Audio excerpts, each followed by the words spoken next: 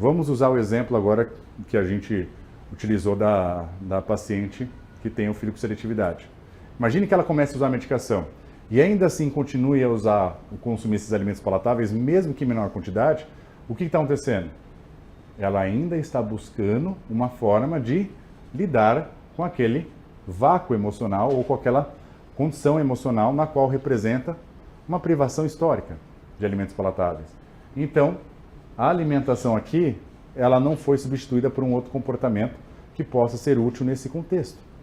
Então, nota que esse comportamento com alimentação palatável representa uma função fundamental para esse contingente. E se o paciente ainda busca isso, o que eu tenho que fazer? Eu tenho que entender qual que é a função desse padrão alimentar, mesmo sob uso da medicação. Porque ele ainda continua tendo uma sensibilidade à alimentação palatável com o uso da medicação. Ele está não respondente à medicação? Ou não houve algum componente à altura que possa substituir essa busca por esse alimento naquele contingente?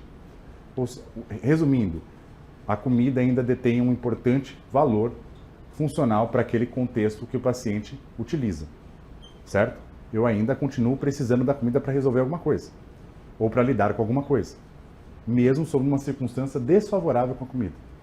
Faz sentido? Então a comida continua sendo minha ferramenta de enfrentamento para alguma coisa, certo? Faz sentido, gente?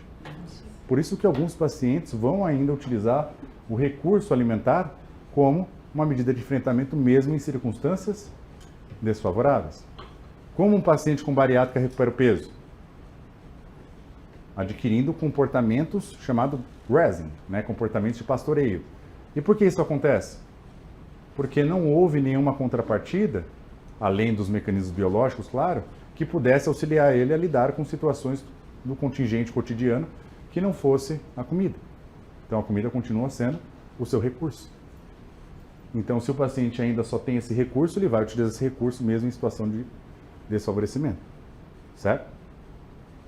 Por isso que, com o uso da medicação, embora ela viabilize essa mudança na própria apreciação da comida, eu tenho que também entender aonde a comida entra de forma bastante problemática na rotina alimentar do paciente, no próprio repertório, nos hábitos dele. Faz sentido? Veja, o caso da paciente em questão. Tem sentido utilizar a comida para lidar com esse cenário envolvendo o filho? Não tem sentido. Racional não. Mas tem sentido biológico ou tem sentido de aprendizado, né?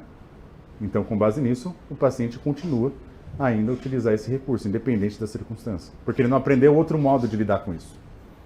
Certo? Tranquilo? E sobre reduzir compulsão alimentar, pode reduzir? Pode. Pode reduzir em função da própria condição da compulsão alimentar também ser refletida não só no estado emocional, doloroso ou sofrido, mas também ela ser refletida em uma incapacidade do organismo frear essa resposta comportamental. Então, quando eu uso o GLP-1 análogo, eu estou freando, eu estou antecipando esse estado que envolve essa atividade de consumo em um quadro compulsivo, em uma crise compulsiva. Eu acho que para ficar mais claro, né, gente? Quando eu falo compulsão, tem que pensar em crise. Crise é o quê? Representa um determinado episódio ativo de doença. Então, sempre que vocês pensarem, poxa, eu vou falar compulsão ou vou falar exagero? Exagero tem crise? Não. Tem crise é compulsão, que é baseado em um critério clínico. E sim, tem já estudos saindo, pelo menos com liraglutida, para a redução dos episódios. Só que tem outras drogas que podem ser um pouco mais efetivas por enquanto, pelo menos liberadas, como por exemplo o ácido lidexanfetamina, que é o famoso Venvance, que é utilizado para TDAH, mas também foi aprovado e está na bula para transtorno de compulsão alimentar. Certo? Então temos medicações para isso. Como que ele atua nisso? Como que ele atua? Então vamos lá. Quando eu tenho o episódio ocorrendo, o que vai acontecer? Os sistemas de acionamento para consumir alimentos, como o hipotálamo, eles vão ser ativados, que é justamente o sistema de acionamento AGRP e neuropeptídeo Y, certo? Enquanto PONC eles que estimulam a alimentação, tá? Enquanto PONC e CART, eles atuam como? Suprimindo a alimentação, perfeito? E além disso, existe um outro mecanismo que eu expliquei ali para vocês, que é o estimulador de melanocortina, que é o receptor MCR4, certo? Que recebe esses sinais e, portanto, suprimem o alimento. O que significa CART? Peptídeo transcrito de anfetamina e cocaína. O que tem no ácido? Sempre vira um trava-língua. Lisandexanfetamina. Perdão, agora foi. No Venvance. O que tem no bendito Venvance? Tem derivado de anfetamina. E juntamente isso ele tem noradrenalina. Isso vai estimular esses caras e vai bloquear esses caras aqui. Viabilizando então o quê? Um efeito anorexígeno, certo? Desestimulador do sistema de recompensa. Pelo menos voltado para a alimentação. O que acontece nesse sentido? O efeito do Venvance, ou dessas substâncias derivadas de anfetamina, elas apresentam nível de sensibilidade para outros estímulos que não estejam relacionados à alimentação. Porque noradrenalina, atividade do sistema nervoso simpático, tem como premissa suprimir a ingestão de alimentos. E por meio desse processo, viabilizando um aumento da produção de melanocortina e estimulando esse cara aqui. Reduzindo então o prazer em comida e aumentando a capacidade de controle. Exatamente. Certo? Por isso que pacientes, né, usuários de substâncias ilícitas, como cocaína, crack, certo? Apresentam uma perda de peso agressiva, desnutrição. Porque isso representa justamente esse efeito anorexígeno grave, agressivo, certo? Uma das outras drogas, inclusive, que foi liberada para obesidade e depois continuada, é a anfepramona, que também é um derivado de anfetamina. Mas por que foi descontinuada? O que uma estimulação de anfetamina e noradrenalina representa? Efeitos cardiovasculares, hipertensão, insuficiência cardíaca. Então, antes do paciente emagrecer, poderia ter um infarto. E o que o paciente tem com obesidade? Problemas cardiovasculares, hipertensão, dislipidemia, alteração na função cardiovascular. Então, imagine. Por isso que esse cenário que envolve, né, a lisdexanfetamina é justamente cenários envolvendo episódio de compulsão em pacientes que não são cardíacos ou cardiopatas. Perfeito? Agora, o que a gente tem de elixir com relação ao tratamento da obesidade são os análogos de GLP-1, porque além dos efeitos supressores de apetite, é o que mais apresenta resultado na redução de peso, comparado com os outros fármacos, e além disso é cardioprotetor. Certo? Então é assim que o mecanismo funciona. Só que para essa finalidade, porque o efeito ele se dá por um mecanismo, né, baseado numa dimensão emocional ou numa dimensão, né, de atividade, de sofrimento que altera esse processo. Qual outro cara que também atua aqui, em conjunto? Amígdala. Então, muitas das vezes, essa estimulação da amígdala em conjunto com essas regiões estimuladoras de apetite leva ao processamento de estímulo aversivo ou emocional, perfeito? Potencializando o direcionamento para a ingestão de alimentos. Aqui eu estou exercendo um efeito noradrenérgico e dopaminérgico na própria atividade da amígdala, exibindo o quê? Uma redução da sua atividade, viabilizando então um controle nesse mecanismo de estimulação aversiva. Por isso que os pacientes tendem a se sentir bem com o uso de derivados de anfetamina, embora se sintam relativamente ansiosos. Então a modulação desse mecanismo também ajuda, porque nota um processamento de ameaça no ambiente suprimido. Certo? Tranquilo? Mas o principal ponto está aqui, ó, PONC-CART, que é justamente o mecanismo atrelado ao uso do contrave. Já viram contrave? Naltrexona com bupropiona. Também inibidor de recaptação de dopamina e antagonista opioidérgico, certo? Isso faz com que aumente também a produção desses caras e reduza o estímulo do consumo de alimentos. Só que, curiosamente, né, ao contrário do GLP-1, que ele inibe, inclusive, as experiências com substâncias, inclusive álcool, o Venvanse ele produz um efeito mais sensibilizador com certos outros estímulos com substâncias, por exemplo, álcool. Ou até mesmo atividades relacionadas a certos riscos, como atividade sexual ou atividades envolvendo outras substâncias. Certo? Então, essa é a contrapartida. Tem que acompanhar o paciente para que não ocorra, né, uma outra exposição a substâncias que podem potencializar o efeito das anfetaminas. E, ao mesmo tempo, a anfetamina potencializa o efeito do quê? Do álcool. Misturar álcool com anfetamina dá problema. E não só problema neurológico, problema comportamental também. Coisas que provavelmente você não vai querer se lembrar depois que aconteceu. Sai da casinha. Muito. Então, por isso que é importante isso. Certo, gente? Mas é o que temos aprovado, principalmente para transtorno de compulsão alimentar. De qualquer forma, pacientes com obesidade com compulsão alimentar podem se beneficiar em relação ao uso de análogo de GLP-1. E, gente, para finalizar, temos uma outra estrutura. Veja que eu falei do sistema de recompensa, veja que eu falei do sistema de regulação do apetite hipotalâmico. Temos uma outra estrutura importante que também atua nesse processo, que é o nosso querido córtex pré-frontal. Não falei sobre a bebida, por exemplo. O que ela faz? Ela tende a ser uma depressora do sistema nervoso central, né? Isso envolvendo o nosso córtex. Essa região aqui do dorso lateral é região inibitória, certo? Aonde representa as funções que queremos desenvolver com nossos pacientes, que são as funções executivas. Regulação emocional, autocontrole, capacidade de atenção, flexibilidade comportamental e cognitiva, certo? Então, quando o paciente desenvolve essas habilidades, ele está utilizando um recurso daqui, ó, do córtex pré-frontal. Tanto que é a última estrutura a ser desenvolvida na espécie humana. Curiosamente, isso é uma questão até hoje para alguns cientistas evolutivos. Como um órgão que onera tanta energia e demora tanto para se desenvolver, conseguiu sobreviver ao processo de seleção natural. Animais como, né, felinos, até primatas, demoram muito mais tempo para se desenvolver. O nosso cérebro ocupa aproximadamente 1 a 2% do nosso peso corporal. Sabe quanto ele consome de energia? 1/4 vai para o cérebro. Então, 25% da energia que a gente gasta por dia é desse cara aqui. Complicado, né?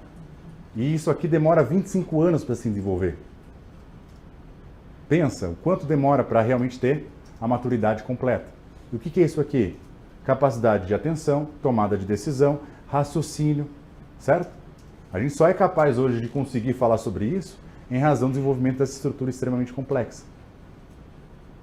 Isso, claro, considerando cada um a sua subjetiva religiosidade. Mas, seja qual for o criador, deu uma estrutura complexa que a gente consegue utilizar de forma extremamente elaborada. Só que, ao mesmo tempo, você tem situações do cotidiano em geral que possibilita esses comportamentos mais impulsivos ou compulsivos. O que isso quer dizer? Que esse córtex pré-frontal, frente a ambientes com constantes estímulos supostamente prazerosos, eles acabam silenciando o nosso córtex pré-frontal. Então, quando o indivíduo vê comida, o córtex toma uma marretada dopaminérgica. Isso faz com que o córtex reduza e o sistema de recompensa se sobrepõe. Porque eu não preciso somente da atividade dele, eu preciso da conectividade. E quanto maior o desenvolvimento neuroinflamatório proveniente da obesidade, pior essa conectividade e, ao mesmo tempo, eu reduzo até a massa cinzenta, ou a massa encefálica nessa região do córtex. Isso vai gerando uma desproporção de força entre sistema de recompensa, regiões subcorticais e regiões corticais. E o que eu estou treinando com o paciente para mudar o comportamento? Essas habilidades executivas. Autocontrole, córtex pré-frontal. Regulação emocional, córtex pré-frontal. Flexibilidade cognitiva, em conseguir lidar com as situações de forma alternada, córtex pré-frontal. E o que a gente observa? Que pacientes com obesidade apresentam o quê? Uma redução na capacidade da atividade cortical. Enquanto aqueles que tiveram maior sucesso com relação à dieta apresentaram maior atividade. Essa atividade, ela se modula do dia para a noite? Não. Para isso, eu preciso desenvolver recursos para aumentar a capacidade, como a gente observou agora, em pequenas metas, em estratégias pontuais comportamentais, para viabilizar essa ativação em detrimento da ativação das regiões subcorticais. E isso é feito a partir do quê?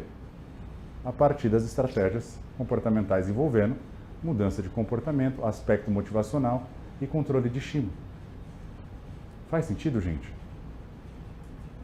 Então, o que precede o processo envolvendo, né, o resultado do emagrecimento vai ser justamente as estratégias que vão fortalecer essa estrutura e aumentar a sua capacidade conectiva com as regiões aqui. O que o pessoal chama de mindset, o que é uma versão bem rudimentar, nada mais é que um fortalecimento dessas capacidades cognitivas elaboradas e sofisticadas para conseguir lidar com as contingências ambientais alimentares que produzem efeitos imediatos e deletérios à nossa saúde. Então veja que quando pensamos em um cenário envolvendo a alimentação, temos a dimensão metabólica, que foi o que a gente discutiu no começo e também na fisiopatologia da obesidade, que são os agentes periféricos e hormonais que acabam favorecendo o ganho de peso, mas por meio do armazenamento. E, por outro lado, eu tenho o fator hedônico, que sobrepõe e determina o direcionamento do comportamento alimentar de forma muito mais potencializada, na qual o hedônico ele se sobrepõe ao que sugere o homeostático. O homeostático ele sugere uma demanda que seja funcional para o organismo. O hedônico ele sugere uma demanda desproporcional e, ao mesmo tempo, atrelado a diversos fatores afetivos e sociais. E o que a gente vai trabalhar nesse cenário é como mudar a maneira como o sujeito lida com as dimensões cognitivas e as dimensões afetivas para conseguir realizar um efetivo na mudança de comportamento.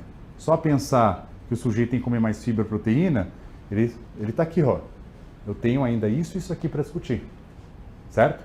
Então, como eu vou trabalhar o comportamento, isso aqui ele é subordinado a esses dois elementos. Eu preciso trabalhar em cima dos dois elementos.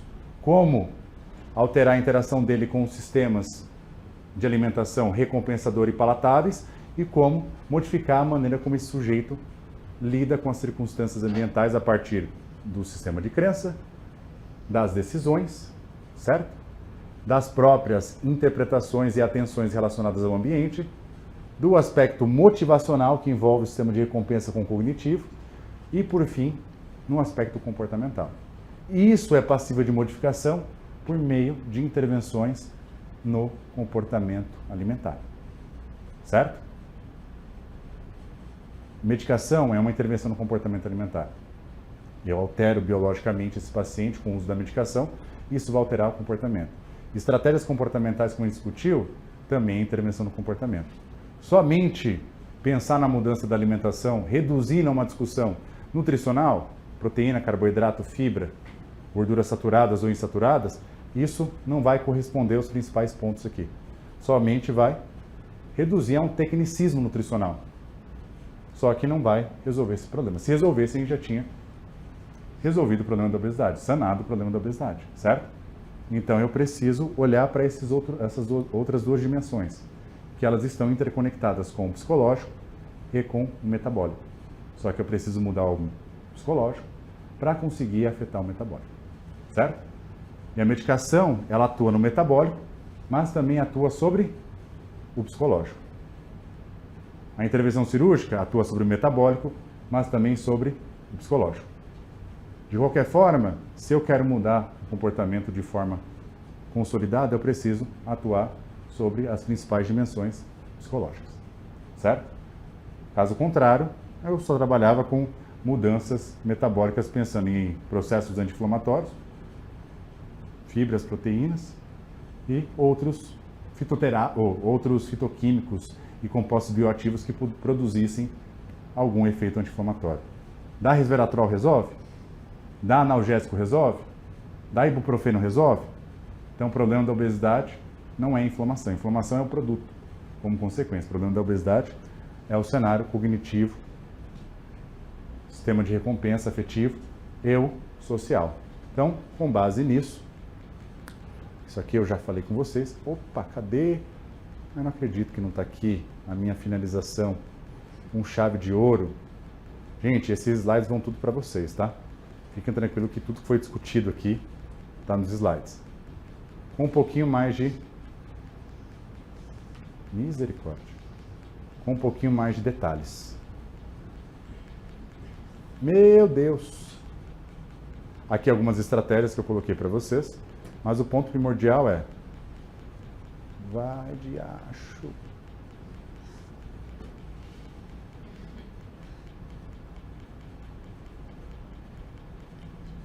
Um dia vai. O ponto em questão é, eu tenho que pensar em etapas, né, de mudanças cognitivas, afetivas e também relacionado à própria atividade metabólica.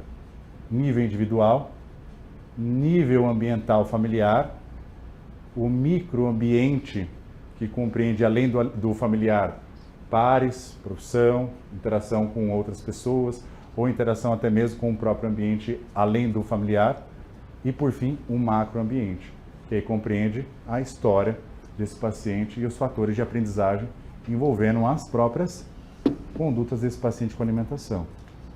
Então, para que a gente consiga resolver esse problema, temos que entender que esse problema é social. É um problema de responsabilidade pública e que vai além somente de um problema individual. Então, a obesidade é um problema social, claro. A obesidade é um problema cultural, claro. Porque o ambiente obesogênico permitiu essa predisposição. Raramente tínhamos pacientes com obesidade há 1000 anos, 2000 anos atrás. Hoje, isso está cada vez mais comum. Então, a gente tem um problema social. E temos que resolver isso de forma também macro, certo? Entendendo qual que é o ambiente familiar, entendendo qual é o ambiente, né, histórico desse paciente, profissional, e principalmente qual que é o ambiente alimentar dele e as relações que se tem com esse ambiente alimentar. Gente, fez sentido? Certo? Então, para isso, a gente tem que entender a obesidade dentro dessas dimensões. Sem elas, a gente não consegue resolver, de fato, o problema do paciente. Certinho? Deu para entender? Um aperitivo? Ficou claro? Claro que espero encontrar vocês em outras ocasiões para que a gente consiga, né, diluir um pouco mais essas informações. De qualquer forma, tudo que está aqui nesse material foi discutido, tá? Alguns com mais detalhes e artigos referenciais. O ponto importante é que a gente, né, consiga absorver o cerne principal da aula.